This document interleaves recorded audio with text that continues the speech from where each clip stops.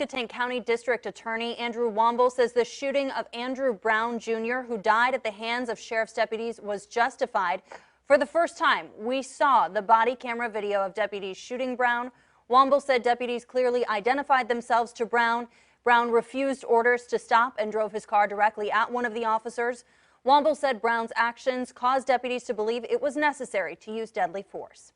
Wavy News 10 at midday starts right now. Now, from the station on your side, this is Wavy News 10.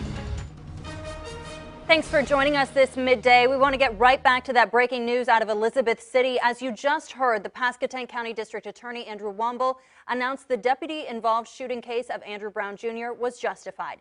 Pasquotank County deputies shot and killed Brown last month while they were serving a warrant. New police video released today shows Brown turn his vehicle to try to leave the area. One deputy was in the area of the direction Brown was heading. Womble claimed that Brown's actions put deputies in danger.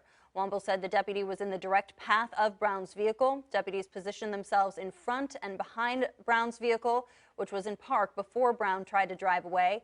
Womble says the first shot at Brown's vehicle went through the front windshield after Brown drove forward. Womble said the three deputies that fired their weapons will not face charges because Brown posed an immediate threat to the safety of officers and others.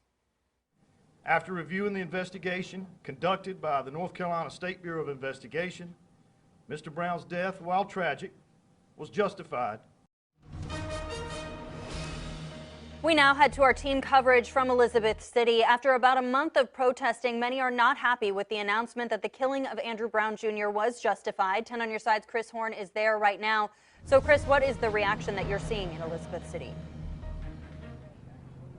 Yeah, Lex's reaction was swift, in real time, and angry. As you mentioned, people were assembled here out in front of the public safety building, where inside, only about 15 minutes into his press conference, people started yelling and protesting, signs talking about police force and the use of force that happened in Andrew Brown's killing.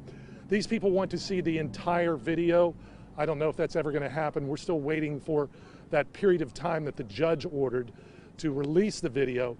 However, there were portions of the video, as you mentioned, that were shown during the press conference. And in this dark SUV behind me, people were gathered around. The tailgate was open. People were watching. They were listening to what was going on, and they were seeing that. And they were still angered at what they saw.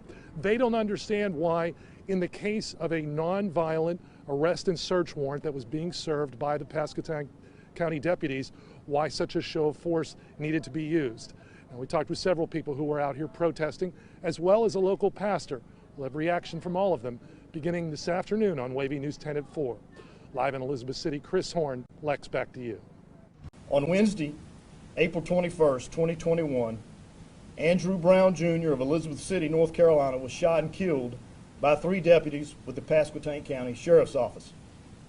This incident occurred at the residence of Mr. Brown, located at 421 Perry Street in Elizabeth City, North Carolina. After reviewing the investigation conducted by the North Carolina State Bureau of Investigation, Mr. Brown's death, while tragic, was justified because Mr. Brown's actions caused three deputies with the Pasquotank County Sheriff's Office to reasonably believe it was necessary to use deadly force to protect themselves and others.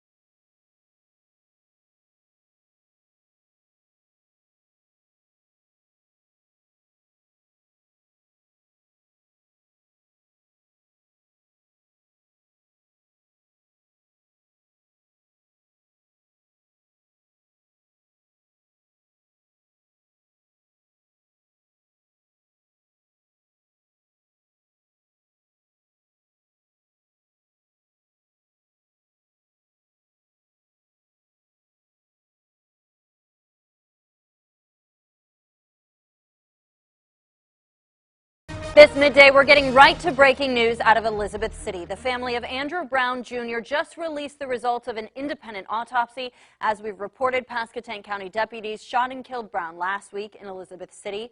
Attorneys for the family say the fatal shot hit Brown in the back of the head. Meanwhile, protesters are still calling for the full, unredacted body camera video of the shooting. Brown's family saw less than 30 seconds of the body camera footage yesterday. 10 on your side's Jason Marks has been in Elizabeth City reporting on this case since it began. Jason, what are you learning this afternoon? 5 shots. That's how many times that Andrew Brown was shot last Wednesday morning. Here is the autopsy that was done by the independent investigator for the family. All right, so this is the backside. You're looking at the right arm, and you can see 5 shots in the right arm, or 4 shots, I should say, in the right arm. They would say those were glancing blows.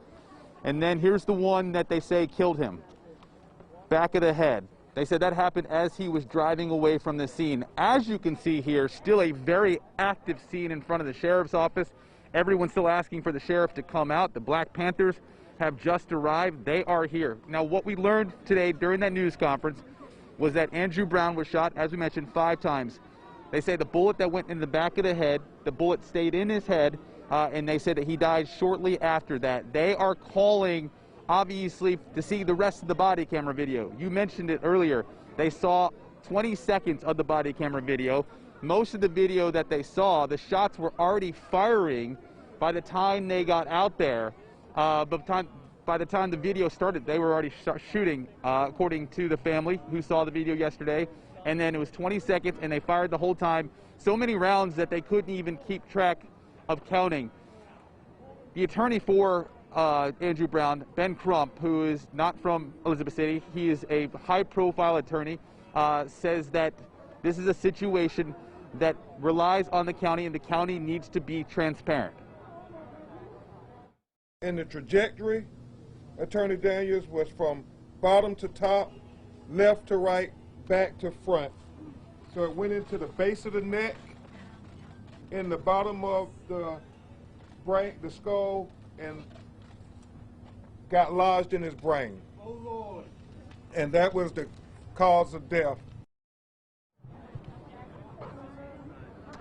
Another attorney talked about how painful this is for the Brown family, but also painful for the Elizabeth City community in general. We are going to have much more on this story coming up at 12:30, but for now, that's the latest here in Elizabeth City. Jason Marks, 10 on your side.